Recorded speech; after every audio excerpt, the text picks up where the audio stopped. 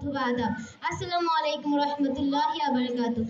আমি মাইদা ইসলাম তাইয়েবা, আমি অষ্টম শ্রেণীর শাপলা শাখার একজন ছাত্রী। আস্তে আস্তে আবার বলো তোমার নামটা, নাম রুল শাখা। আমি মাইদা ইসলাম তাইয়েবা, আমি অষ্টম শ্রেণীর শাপলা শাখার একজন ছাত্রী। বিচারক মন্ডলীকে তোমাদের নাম রুল শাখা লেখার সুযোগ করে দিবে। আস্তে আস্তে বলছি, বারবার আস্তে আস্তে বলবে।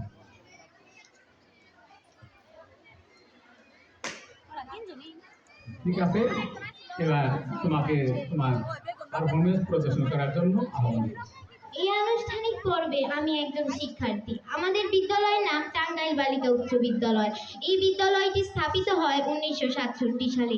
আমাদের বিদ্যালয়ের বর্তমান প্রধান শিক্ষক মোহাম্মদ জাহাঙ্গীর হোসেন, তিনি অত্যন্ত সততা ও নিষ্ঠার সাথে এই বিদ্যালয় পরিচালনা করেন। তার সাথে আমাদের সহকারী শিক্ষক জিন্নাতারা খান জাহান ম্যাডাম, তিনি আমাদের সকল শিক্ষার্থীদের স্নেহ করেন ও ভালোবাসেন। এবং আমাদের শারীরিক শিক্ষা ম্যাডাম, তিনি আমাদের নানা আনুষ্ঠানিক পর্বে যোগদান করার জন্য অনুপ্রাণিত করেন। এছাড়াও আমাদের শ্রেণী শিক্ষক ও অন্যান্য শিক্ষক শিক্ষাবৃন্দ আমাদের খুবই যত্নের সাথে পাঠ্য বই থেকে শিক্ষা দিয়ে থাকেন। আমাদের স্কুলে রয়েছে দোতলা ও একটি 4 তলা ভবন, ও আমাদের সুবিধার্থে রয়েছে একটি নামাজের কক্ষ। আমরা যারা মুসলিম ধর্মের অনুসারী, আমাদের যাতে নামাজ আদায় করতে কোনো রকম কষ্ট না হয়, তার জন্য এই সুন্দর নামাজের কক্ষটি নির্মাণ করা হয়েছে।